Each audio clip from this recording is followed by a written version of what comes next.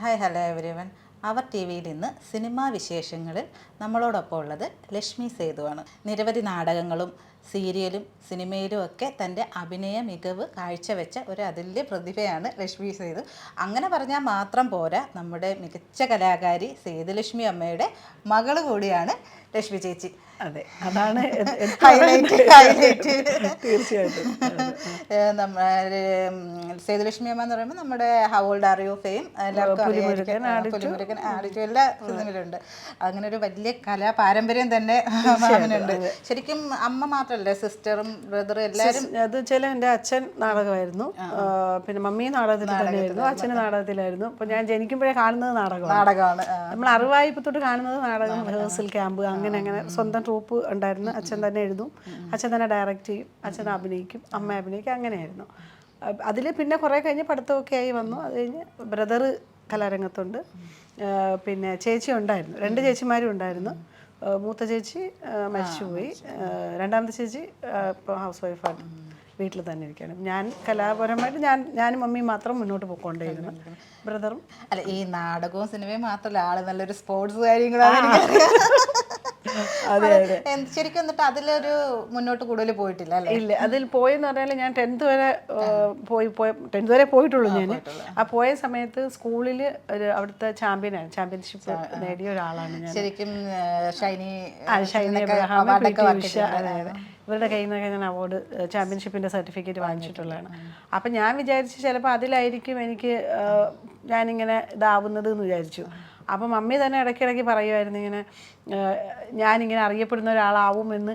നമുക്ക് ഹിന്ദുക്കൾ കുറച്ച് അങ്ങനത്തെ ഉണ്ടല്ലോ, അപ്പോൾ അറിയപ്പെടുന്ന ആളാവും എന്ന് പറയുമ്പോൾ ഞാൻ വിചാരിച്ചു അങ്ങനെ പോവും. വീട്ടിൽ മമ്മിയൊക്കെ വിചാരിച്ചു അങ്ങനെയായിരിക്കും പോകുന്നത്.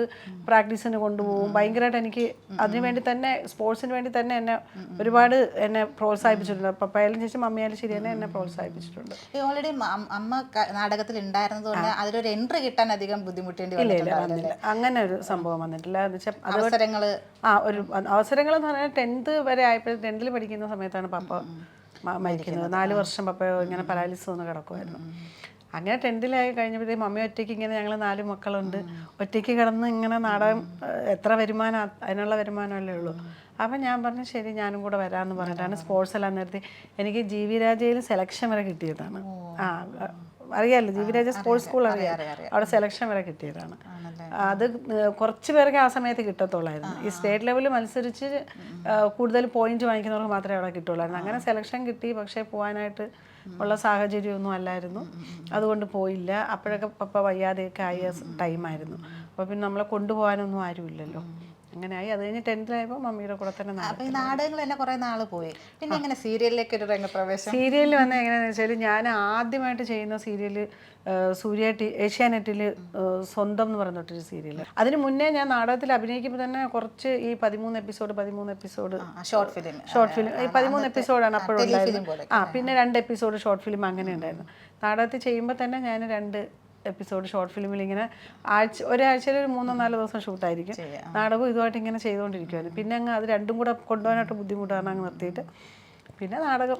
ശരിക്കും 100-ലധികം സീരിയൽസിൽ അഭിനയിച്ചിട്ട് ഞാൻ ഏതാണ്ട് ഒരു 150ഓളം സീരിയലിൽ അഭിനയിച്ചു, എല്ലാ ചാനലിലും. അപ്പൊ ഒരുവിധം എല്ലാ ക്യാരക്ടേഴ്സും ചെയ്ത് കഴിഞ്ഞു.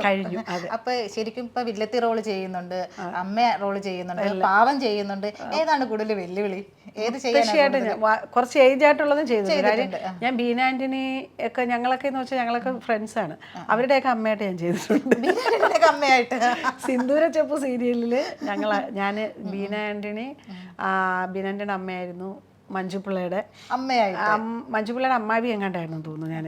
പിന്നെ ഹരികുമാരൻ തമ്പിച്ചേട്ടൻ മരിച്ചുപോയി, പുള്ളി ഇന്ദുലേഖ അതൊരു ഇന്ദുമുഖി ചന്ദ്രമുഖി എന്ന് പറഞ്ഞിട്ട് അതിൽ തടിച്ചിട്ട് ഹരികുമാരൻ ചേട്ടൻ്റെ അമ്മാവി അമ്മയായിട്ട് ഞാൻ അഭിനയിച്ചിട്ടുണ്ട്. കാര്യം തുളസി ചേട്ടൻ്റെ, കൊല്ലം തുളസി ചേട്ടൻ്റെ വൈഫായിട്ടാണ് അഭിനയിച്ചത്. അന്ന് ഇളയ മോൾക്ക് ഏതാണ്ട് 2 വയസ്സേ ഉള്ളൂ, 1.5-2 വയസ്സുള്ള അമ്മയെന്നൊക്കെ വിളിച്ചിട്ട് തിരിച്ചു വന്നിട്ട് ആ ലക്ഷ്മി എന്തുകൊണ്ട് വിശേഷം ഇങ്ങനെ സംസാരിക്കുന്നത്, അങ്ങനെ അഭിനയിച്ചിട്ടുണ്ട്. പക്ഷെ എനിക്കിഷ്ടമാണ് അങ്ങനെ ചെയ്യാൻ. എനിക്ക് ഏജ് അങ്ങനെ ഒരു വിഷയമുള്ളൊരു കാര്യമില്ല, ചെയ്യാൻ എനിക്കിഷ്ടമാണ്. അപ്പോൾ അത് എനിക്ക് കുറേ ദിവസങ്ങൾ ഷൂട്ടുള്ളതും കുറേ സീൻസ് വരുന്നതുമാണ് എനിക്കിഷ്ടം. ശരിക്കും നമുക്ക് സിനിമയേക്കായി കൂടുതൽ നമുക്ക് എപ്പോഴും ഒരു ഇൻകം ജനറേറ്റ് ചെയ്യുന്നത് സീരിയൽ കാരണം എപ്പിസോഡ് അതെ, കണ്ടിന്യൂസ് നമുക്കൊരു ഈ ഗവൺമെന്റ് സാലറി പോലെ ഒരു ഉദ്യോഗം ഉള്ളതുപോലെ നമുക്കത് ഒരു സീരിയൽ നമ്മൾ കമ്മിറ്റ് ചെയ്ത് കഴിഞ്ഞാൽ മന്ത്ലി ഇത്ര ദിവസം ഷൂട്ടുണ്ട്, അപ്പോൾ ഇത്ര ഇൻകം കാണും. അങ്ങനെ ഒരു നമുക്ക് ആ ഒരു ഇത് കറക്റ്റായിട്ട് നമുക്ക് കിട്ടുകയും ചെയ്യും. പലതരം വേഷങ്ങൾ ചെയ്തിട്ടുണ്ട്. ഇപ്പം അമ്മ ചെയ്തു, അമ്മായിയമ്മ ചെയ്തു, മകള് ചെയ്തു, ഭാര്യ ചെയ്തു. അപ്പോൾ എനിക്ക് ഇന്ന ഒരു കഥാപാത്രം എനിക്ക് ചെയ്യണം എന്ന് ആഗ്രഹം, എനിക്കത് ചെയ്യാൻ സാധിച്ചില്ലല്ലോ, അല്ലെങ്കിൽ ഈ ഒരു ക്യാരക്ടർ എനിക്ക് ചെയ്യണം എന്ന് ആഗ്രഹമുള്ളൊരു ക്യാരക്ടർ ഏതാ ചേച്ചിക്ക്? എനിക്ക് ചെയ്യണമെന്ന് ആഗ്രഹമുള്ളത് എനിക്ക് കുറച്ച് മേക്കപ്പ് ഒന്നും ഇടാതെ അങ്ങനെ ഒരുപാട് ഓവർ മേക്കപ്പ് കാര്യങ്ങളൊന്നും ഇല്ലാതെ ഒരു സാധാരണ പോലെ ഇങ്ങനെ ഒരു ഞാനൊരു ഒരു കഥ എനിക്ക് ഒരാൾ പറഞ്ഞായിരുന്നു ചെയ്യാനായിട്ട്. പക്ഷെ അതെനിക്ക് ഭയങ്കര ഇഷ്ടമായിരുന്നു. സംഭവം നടന്നില്ല. അതൊരു നമ്മുടെ ഇതുണ്ടല്ലോ, എന്താ പറയുന്നതിന്, ശവസംസ്കാരം നടക്കുന്ന ആ ഒരു സ്ഥലം ഉണ്ടല്ലോ, ശവപ്പറമ്പിലെ ഒരു ശ്മശാനത്തിന്റെ ഒരു വാച്ച് ചെയ്യുന്ന ലേഡിയായിട്ട് എനിക്കത് ഭയങ്കര കഥ കേട്ടിട്ട് എനിക്ക് ഭയങ്കര ഇപ്പോഴും എൻ്റെ മനസ്സിൽ അത് തന്നെ കിടപ്പുണ്ട്. ചെയ്യാൻ സാധിക്കട്ടെ. അതെ, തീർച്ചയായിട്ടും സത്യം. എനിക്ക് എൻ്റെ മനസ്സിൽ ഇപ്പോഴും ആ ഒരു ഇത് ഒരു ചെറിയൊരു ഷോർട്ട് ഫിലിം പോലെയോ അല്ലെങ്കിൽ ചെറിയൊരു സംഭവം പോലെ ചെയ്യാൻ ഭയങ്കര ആഗ്രഹമാണ്. അതുപോലെ ഇപ്പൊ ഫിലിമിൽ കുറച്ച് വേഷങ്ങളാണ് ചെയ്തിട്ടുള്ളത്. ഞാനൊരു 13-14 ഫിലിം ചെയ്തു. പക്ഷെ ഭയങ്കരമായിട്ടുള്ള ക്യാരക്ടേഴ്സ് ഒന്നും കിട്ടിയിട്ടില്ല. ചെറിയൊരു അതെൻ്റെ അടുത്ത് മണിയമ്പള രാജചേട്ടൻ തന്നെ എന്നെ വിളിച്ചതാണ്. ചേട്ടൻ തന്നെ പറഞ്ഞായിരുന്നു എന്നോട്, പിന്നെ ഇങ്ങനെ ലക്ഷ്മി ചെറിയ സീനാണത്, ഇച്ചിരിയേ ഉള്ളൂ, പക്ഷെ അത് ശ്രദ്ധിക്കപ്പെടുമെന്ന് പറഞ്ഞു. പക്ഷെ അതുപോലെ തന്നെ എനിക്ക് ഞാൻ പാവാട സിനിമ കണ്ടിട്ട് തിയേറ്ററിൽ നിന്ന് ഇറങ്ങിയപ്പോൾ തന്നെ എന്നെ കണ്ടിട്ട് ആൾക്കാർക്ക് പെട്ടെന്ന് മനസ്സിലായി. ഭാഗ്യദേവതയിൽ നല്ല ക്യാരക്ടർ ചെയ്തു. പിന്നെ ഒരു കുടുംബ ചിത്രത്തിൽ ജഗതി ചേട്ടൻ്റെ വൈഫായിട്ട് ചെയ്തു. അങ്ങനെയുള്ള പ്രഗത്ഭരായ നടന്മാരുടെ കൂടെ എനിക്ക് അഭിനയിക്കാൻ പറ്റിയിട്ടുണ്ട്. കാര്യം മാളച്ചേട്ടൻ്റെ കൂടെ അഭിനയിക്കാൻ പറ്റി. അതൊക്കെ തന്നെ നമുക്ക് തിലകമാഷിൻ്റെ കൂടെ അഭിനയിക്കാൻ പറ്റി. പിന്നെ അതൊക്കെ എനിക്ക് ഭയങ്കര ഒരു സന്തോഷമുള്ള കാര്യം. നെടുമുടി വേണുചേട്ടൻ്റെ കൂടെ അവരുടെ കൂടെയൊക്കെ എനിക്കിങ്ങനെ അഭിനയിക്കാൻ. അതെ, അതുപോലെ സുമാരിയമ്മയുടെ മോളായിട്ട് അഭിനയിച്ചിട്ടുണ്ട്, ലളിതമ്മയുടെ കൂടെ അഭിനയിച്ചിട്ടുണ്ട്, ലളിതമ്മയുടെ മോളായിട്ട് ഒരു സീരിയലിൽ അഭിനയിച്ചിട്ടുണ്ട്, ലളിതമ്മയുടെ അനിയത്തിയായിട്ടാണ് ഞാൻ ഭാഗ്യദേവതയിൽ ചെയ്തത്. അങ്ങനെ ഒരു നല്ല എനിക്ക് വിദ്യാമ്മയുടെ കൂടെ അഭിനയിച്ചിട്ടുണ്ട് സീരിയലിൽ. അപ്പം അങ്ങനെയുള്ള നല്ല ഒരു കാലഘട്ടത്തിൽ നല്ല ആർട്ടിസ്റ്റുകളൂടെ എനിക്ക് ഭയങ്കരമായിട്ട് എനിക്ക് അഭിനയിക്കാൻ പറ്റിയിട്ടുണ്ട്. എനിക്കത് ഭയങ്കര ഒരു സന്തോഷമുള്ള കാര്യമാണ്. എനിക്കത് എടുത്തിങ്ങനെ പറയാനുള്ള കാര്യം. അങ്ങനെയുള്ള ഒരു അവരെന്നൊക്കെ പറയുമ്പോഴത്തേക്ക് നമ്മുടെ ഫിലിം ഫീൽഡ് എന്നൊക്കെ തുടങ്ങുന്ന ടൈമിലുള്ള ആൾക്കാരാണ് അവരൊക്കെ. അതിലൊരു ഭയങ്കര ഒരു സിനിമയിലൊരു വലിയൊരു വ്യക്തികളാണ്. അവരുടെ കൂടെയൊക്കെ അഭിനയിക്കാൻ പറ്റുന്നെന്ന് പറഞ്ഞാൽ നമുക്ക് ഭയങ്കര. ഈ സിനിമയിൽ സീരിയലിലൊക്കെ നിന്ന സമയത്താണ് ഈ UAE ഒരു മരുമകളായിട്ട് വരുന്നത്. അതെങ്ങനെയാണ് ചോദിച്ചാൽ ശരിക്കും നമ്മുടെ നാട്ടിലൊക്കെ ഇപ്പൊ ഇവിടെയുള്ള പെൺകുട്ടികൾ ഇപ്പൊ ഒരു ട്രെൻഡാണ്. UAE-യിലും കേരളത്തിന്റെ മരുമക്കളായിട്ട് ഒരുപാട് വിദേശ വനിതകൾ വരുന്നത്. ഇപ്പൊ നേരെ തിരിച്ചാണ്, UAE-യിൽ മരുമകളായിട്ട് വന്നേക്കുക. അതെങ്ങനെ വന്നെന്ന് വെച്ചാൽ UAE അല്ല, പുള്ളിയുടെ സ്ഥലം സൗദിയാണ്. സൗദി പിന്നെ സൗദിക്കാരനാണ് ആള്, പക്ഷെ ഇവിടെയാണ് വർക്ക് ചെയ്യുന്നത്, ഇവിടെയാണ്. അങ്ങനെ എൻ്റെ ഒരു ചേട്ടനുണ്ട്, ചേട്ടൻ വഴിയാണ്, കസിൻ വഴിയാണ് ഇങ്ങനെ ഒരു ആലോചനയല്ല വന്നത്. ഞങ്ങൾ ഒരു ആളെ കല്യാണം കഴിക്കണം, ഒരു ലേഡിയെ കല്യാണം കഴിക്കണം, ഒരു മലയാളിയെ കല്യാണം കഴിക്കണം. അങ്ങനെ ഞാൻ എൻ്റെ അടുത്ത് ചോദിച്ചു പറ്റുമോ, ആരെങ്കിലും ഉണ്ടെങ്കിൽ നടത്തി കൊടുക്കാൻ പറ്റുമോ എന്ന് ചോദിച്ചപ്പോൾ ഞാൻ അത് ഓക്കെ പറഞ്ഞതാണ്. പുള്ളിയെ കണ്ടു, ഒരു ദിവസം പരിചയപ്പെട്ടു. അപ്പോൾ ഇങ്ങനെ എന്നെ താല്പര്യമുണ്ടെന്ന് പറഞ്ഞു. അപ്പം ഞാൻ എൻ്റെ സെക്കൻഡ് മാരേജ് ആണത്. ഫസ്റ്റ് മാരേജ് ഡിവോഴ്സായിട്ട് നിൽക്കുന്ന ടൈമാണ്. 2 കുട്ടികളാണ് അതിലെനിക്ക്, 2 പെൺകുട്ടികളാണ്. മൂത്ത ആൾ ഇവിടെ ആസ്റ്ററിൽ വർക്ക് ചെയ്യുന്ന MBBS കഴിഞ്ഞ കുട്ടിയാണ്, ഗ്രാജുവേഷൻ കഴിഞ്ഞ് വന്നിട്ട് ഇവിടെ ഓപ്പറേഷൻ മാനേജറായിട്ട്, കേസ് മാനേജറായിട്ട് വർക്ക് ചെയ്യുന്നതാണ്. ഇളയാൾ +2 കഴിഞ്ഞിട്ടിരിക്കുന്നു. അപ്പോൾ ഇങ്ങനെ അവർ പഠിക്കുന്ന സമയത്ത് ഇങ്ങനെ ആലോചന വന്നപ്പോൾ ഞാനും വിചാരിച്ചു കല്യാണം എന്തായാലും ഒറ്റയ്ക്കുള്ളൊരു ലൈഫ് എന്ന് പറഞ്ഞാൽ ഇപ്പോഴത്തെ കാലത്ത് നമുക്ക് പറ്റില്ല. അങ്ങനെ ഒരാൾ നമുക്ക് അത് പിന്നെ നമുക്ക് ആരുമില്ല. അപ്പോൾ അതെൻ്റെ മൂത്ത മോള് തന്നെ എൻ്റെ അടുത്ത് ഒരു പ്രാവശ്യം പറഞ്ഞായിരുന്നു, ഇങ്ങനെ ഞങ്ങളൊക്കെ പോയി കഴിഞ്ഞാലും പിന്നെ അമ്മയ്ക്ക് അമ്മയുടെ കാര്യം, അമ്മ ഒരു ഏജ് ആയി കഴിഞ്ഞാൽ പിന്നെ നമുക്ക് നമ്മളെ നോക്കാൻ ഒരാൾ എന്തായാലും വേണം. അത് ഇതല്ലെങ്കിൽ എപ്പോഴായാലും എനിക്ക് ഒരാൾ തുണ വേണം. അറബി അറിയില്ലല്ലോ? എനിക്ക് അറബി അറിയത്തില്ല, ഒന്നും അറിയത്തില്ല. സത്യം പറഞ്ഞ എങ്ങനെ കമ്മ്യൂണിക്കേഷൻ അതെന്ന് വെച്ചാൽ ഞാൻ 10th വരെ മലയാളം മീഡിയം പഠിച്ച് വന്ന നാടകവും സിനിമയും സീരിയലായിട്ട് ഇങ്ങനെ വന്ന ഒരാളാണ്. അപ്പോൾ എനിക്ക് വലുതായിട്ടൊന്നും വലിയ ഭാഷയും എനിക്ക് നന്നായിട്ടൊന്നും അറിയത്തില്ല. പക്ഷെ ഞാൻ എല്ലാ ഭാഷക്കാരോടും സംസാരിക്കും. അതെന്തെങ്കിലും പറഞ്ഞ് ഞങ്ങൾ സംസാരിക്കുന്നത് എങ്ങനെയാണെന്ന് വെച്ചാൽ എൻ്റെ ഭാഷ പുള്ളിക്ക് മനസ്സിലാവും. എനിക്കധികം ഗ്രാമർ ഒന്നും ചേർക്കാതെ പുള്ളിക്ക് അത് മനസ്സിലാവുന്നുണ്ട്. പുള്ളി പറയുമ്പോൾ എനിക്കറിയുന്ന പോലെ പുള്ളി പറഞ്ഞു. തെറി പറയണമെങ്കിൽ ഞാൻ മലയാളത്തിൽ പറയും. സത്യം, അത് സത്യം. മലയാളം പറയുമ്പോൾ പുള്ളിക്ക് അറിയാം. പറയാം ബാഡ് വേർഡ്, നീ ബാഡ് വേർഡ് യൂസ് ചെയ്യുന്നത് അപ്പോഴും പറയും, നീ ബാഡ് വേർഡ്. ഞാൻ ദേഷ്യം വന്നിട്ട് അങ്ങനെ സംസാരിക്കാം. മലയാളത്തിലാണ് ദേഷ്യപ്പെട്ടത്. പുള്ളി അത് ഇതാന്ന് പറഞ്ഞു കൊടുത്തിട്ട് വേറെ പറയണ്ട. ഇല്ല, അത് കുറച്ചൊക്കെ ഞാൻ പറഞ്ഞു കൊടുത്തിട്ടുണ്ട്. ഇന്നതാണെന്നൊക്കെ ഞാൻ പറഞ്ഞു കൊടുത്തിട്ടുണ്ട്. തെറിവാക്കുകളെ കുറച്ചൊക്കെ പറഞ്ഞു കൊടുത്തിട്ടുണ്ട്. ഇപ്പൊ സൗദിയിലാണോ? ഇല്ല, ഇപ്പൊ ഇവിടെ തന്നെ അബുദാബിയിലല്ല, സില എന്ന് പറയും. സില അബുദാബിയിലാണ് അവരുടെ ഓഫീസ്. സിലയിൽ അവിടെ വർക്ക് നടക്കുന്നു. അങ്ങനെ വരും, മാസത്തിൽ 1-2 പ്രാവശ്യം വരും. അപ്പൊ ഇപ്പൊ നാട്ടില് സീരിയല് ഷൂട്ടിങ് ഞാൻ ഇപ്പൊ ഒന്നും ചെയ്യുന്നില്ല. ഞാൻ 2 വർഷമായിട്ട് ഇപ്പൊ സ്ഥിരമായിട്ട് ഞാൻ ഇവിടെ വന്നു. ഇവിടെ വന്നിട്ട് 2 വർഷം കഴിഞ്ഞു. പിന്നെ ഇടയ്ക്ക് ഇപ്പൊ ഞാൻ ഇവിടെ ഒരു എന്തെങ്കിലും ബിസിനസ് സ്റ്റാർട്ട് ചെയ്യാന്നുള്ള രീതിയിലാണ് വന്നത്. ഫസ്റ്റ് ബിസിനസ് സ്റ്റാർട്ട് ചെയ്ത് ഫ്ലോപ്പ് ആയി പോയി, കുറേ പൈസ പോയി. അത് ഇനി അത് പറയാതിരിക്കുന്നതാണ് നല്ലത് സത്യം പറഞ്ഞാൽ. അങ്ങനെ കുറേ പൈസ പോയി. ഒരാൾ നമ്മളെ പറ്റിച്ചിട്ട് പോയി. ഇവിടെ അങ്ങനെ ഉണ്ടെന്ന് എനിക്ക് അറിയത്തില്ലായിരുന്നു സത്യം പറഞ്ഞാൽ. എനിക്കറിയത്തില്ല, കാര്യം നമ്മൾ വന്നതല്ലേ. എനിക്ക് ഇവിടുത്തെ മറ്റേത് ഇവിടെ എപ്പോഴും പ്രോഗ്രാമിന് വരും.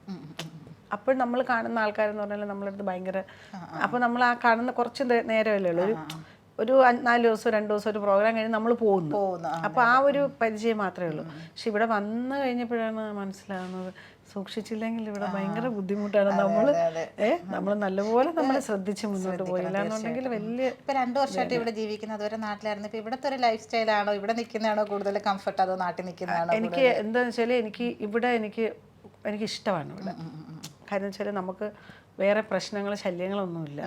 മീൻസ് നമ്മളിങ്ങനെ നമ്മുടെ സേഫ്റ്റിയാണ് നല്ല. അതെ, നമുക്ക് രാത്രി വേണോ ഇറങ്ങി നടക്കാം, അതെ, ആരോട് വേണോ സംസാരിക്കാൻ വേണ്ട ഒരു ഇതില്ല. പക്ഷെ നമ്മുടെ നാട്ടിൽ രാത്രി നമ്മൾ ആരും കണ്ട ഒന്ന് നോക്കും, നോക്കിയിട്ടങ്ങ് പോകും ചിലപ്പോ. അതിനപ്പുറത്തേക്ക് ഒന്നുമില്ല. അതെ, നമ്മളായിട്ട് നിന്നാൽ നമുക്ക് ഒരു പ്രശ്നമില്ല. നമുക്ക് 8 മണി കഴിഞ്ഞ് ഇറങ്ങാൻ പറ്റും, നമുക്ക് 3 മണിക്ക് ഇറങ്ങി ഒറ്റയ്ക്ക് എവിടെയും പോവാം.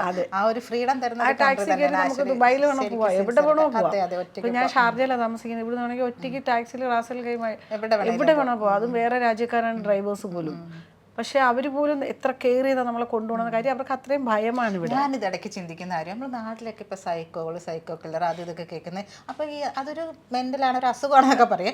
ഇവിടെ അപ്പോൾ ഞാൻ ഇവിടെ ആരും സൈക്കോകളില്ല, ഇവിടെ പേടിയാണ് ഇവിടെ. പേടി, അപ്പൊ പേടിച്ച സൈക്കോത്രൊന്നും പുറത്ത് വരില്ല. നിയമം അങ്ങനെയാണ്, നല്ല നിയമമാണ്. അതെ, കുട്ടികളെ തന്നെ എനിക്ക് നാട്ടിൽ നിർത്താനായിട്ട് എനിക്ക് പേടിയാണ്. ഇവിടെ നമ്മുടെ കുട്ടികളെ നമുക്ക് സേഫാണ്, നമുക്ക് വീട്ടിൽ ഒറ്റയ്ക്ക് നിർത്തിയിട്ടോ. ഇവിടെ നാട്ടിലിപ്പോൾ സ്കൂളിൽ പോകുന്നു, സ്കൂൾ ബസ് ഒന്ന് ലേറ്റായി നമുക്ക് ഭയങ്കര പേടി. പക്ഷെ ആ പേടി നമുക്ക് ഇവിടെ ഇല്ല. നമ്മളിപ്പോൾ ഒരു സന്ധ്യ കഴിഞ്ഞാൽ കുട്ടികൾ വീട്ടിൽ വന്നില്ലെങ്കിൽ തന്നെയും ഒരു ഓട്ടോറിക്ഷയിലെ വരുന്നതെന്ന് വെച്ചോ, എങ്ങോട്ട് പോയി, വഴിയിൽ കുറച്ച് നടന്നു വരുമ്പോൾ എങ്ങോട്ട്. പിന്നെ പിറ്റേ ദിവസം നമ്മൾ പല വാർത്തകൾ അവിടെ കാണുന്നുണ്ട് അല്ലേ, കുട്ടികളെ പിടിച്ചുകൊണ്ട് പോയിരുന്നു. ഇവിടെയൊക്കെ ഞാൻ നോക്കുമ്പോഴത്തേക്ക് കൊച്ചുങ്ങളൊക്കെ ഇറങ്ങി നടക്കുന്നു, കൊച്ചുകുട്ടികൾ വരെ ഇറങ്ങി നടക്കുക. എത്ര ഇതാണെന്ന് ഞാൻ ആലോചിക്കും. നല്ല ഇത്രയും സുരക്ഷിതത്വം അക്കാര്യത്തിൽ എനിക്ക് ഇവിടെ ഭയങ്കര ഇഷ്ടമാണ്. അക്കാര്യത്തിലായാലും എല്ലാ കാര്യത്തിലും ഇഷ്ടം തന്നെയാണ്. എനിക്ക് ഇവിടെ തന്നെയാണ് എനിക്കിഷ്ടം. എനിക്ക് ഇവിടുന്ന് അങ്ങോട്ട് പോകാനും ഇപ്പം സത്യം പറഞ്ഞാൽ എനിക്ക് എന്നെ ഒരുപാട് വർക്കിനൊക്കെ വിളിക്കുന്നുണ്ട് അവിടെ. വർക്കിന് വിളിക്കുന്നുണ്ട്. അപ്പോൾ ഞാൻ വിചാരിച്ച് ഇവിടെ നിൽക്കാം. ഇവിടെ ഉണ്ട് ഒരുപാട് ഓപ്പർച്യൂണിറ്റി. ഇവിടെ ഉണ്ട് എനിക്ക്. ഇവിടെ എനിക്ക് ഞാൻ ബബിൾഗം ദുബായ് എന്ന് പറഞ്ഞിട്ടൊരു വെബ് സീരീസ് ഉണ്ട്. അതിന്റെ സ്ഥിരം പോൾസൺ സാറാണ്, പോൾസൺ പാവറട്ടി.